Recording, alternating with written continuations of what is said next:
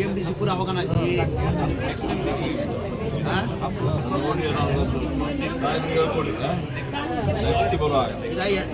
February close ಆಗ್ತದೆ ಫೆಬ್ರವರಿಯಲ್ಲಿ 2 ವರ್ಷ ನೆಕ್ಸ್ಟ್ ಬರೋ ಟೈಮಲ್ಲಿ ಹೋಗಿ ಅವರು ಮಿನಿಸ್ಟ್ರು ಕೆಲಸ ಇರ್ತದೆ ಅವ್ರಿಗೆ ಸರ್ಫಾಸ್ ಅಧಿಕಾರಿ ಹತ್ರ ಹೋಗ್ಬೇಕು, ಅವ್ರು ಮಿನಿಸ್ಟ್ರಿಗೆ ಹೇಳ್ಬೇಕು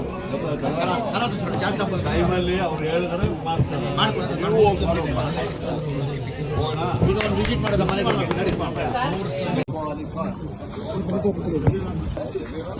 ಬಾಬಾ ಅಲಿಖಾನ್ ಅವರು ಈಗಾಗಲೇ ಅನೇಕ ರೀತಿಯ ಸಮಾಜ ಸುಧಾರಣಾ ಕಾರ್ಯಕ್ರಮಗಳನ್ನ ಹಮ್ಮಿಕೊಂಡು ಬಂದಿದ್ದು, ಜನಪರವಾದಂಥ ಧ್ವನಿ ಎತ್ತುತ್ತ, ಹಾಗೆ ಸಾಮಾಜಿಕ ಸೌಲಭ್ಯಗಳನ್ನ ಏನೇನು ದೊರಕಿಸ್ಕೊಡ್ಬೇಕು ಸ್ಥಳೀಯವಾಗಿ ಎಲ್ಲವನ್ನು ಮಾಡಿಕೊಡ್ತಾ ಬರ್ತಾಯಿದ್ದಾರೆ.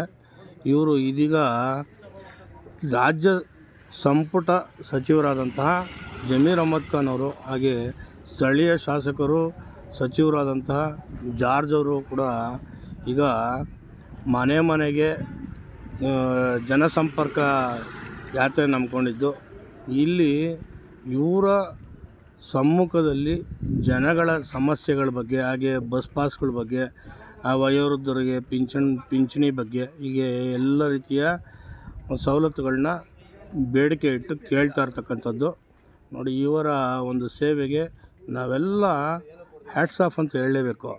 ಯಾಕೆಂದರೆ ತನಗಾಗಿ ಏನಕ್ಕೆ ಕೇಳ್ತಾ ಇಲ್ಲ, ಜನಗಳಿಗಾಗಿಯೇ ಕೇಳುವಂಥದ್ದು ಬಾಬಾ ಅಲಿಖಾನ್ ಅವರು.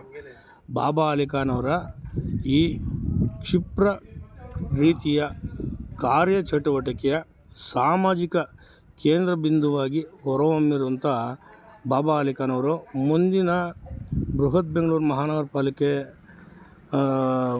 ಒಂದು ಚುನಾವಣಾ ಆಕಾಂಕ್ಷಿ ಕೂಡ ಆಗಿದ್ದು, ಇದರೊಟ್ಟಿಗೆ ಇಲ್ಲಿ ಕಾಂಗ್ರೆಸ್ನವರು ಇವರಿಗೆ ಸ್ಥಳೀಯವಾಗಿ ಒಂದು ಆದ್ಯತೆ ಕೊಟ್ಟು ಅವರಿಗೆ ಒಂದು ಅವಕಾಶ ಕೊಟ್ಟಿದ್ದೇ ಆದಲ್ಲಿ ಜನಸೇವೆಗೆ ಹೇಳಿ ಮಾಡಿಸಿರ್ತಕ್ಕಂಥ ವ್ಯಕ್ತಿಯಾಗಿ ಹೊರಹೊಮ್ಮೋದ್ರಲ್ಲಿ ಎರಡು ಮಾತಿಲ್ಲ. ಯಾವುದೋ ಅಧಿಕಾರ ಇಲ್ಲದಲೇ ಅಧಿಕಾರ ಶಾಶ್ವತ ಅಲ್ಲ, ಜನಸೇವೆ ಶಾಶ್ವತ ಅಂತ ಕಾಲಾನುಕಾಲದಿಂದ ನಾವು ನೋಡಿದಂಗೆ ಒಂದು 20-25 ವರ್ಷದಿಂದನೂ ಅವರು ಜನಸಂಪರ್ಕದಲ್ಲಿ ಇದ್ದುಕೊಂಡು ಜನಸೇವೆ ಮಾಡ್ಕೊಳ್ತಾ ಬಂದಿದ್ದಾರೆ.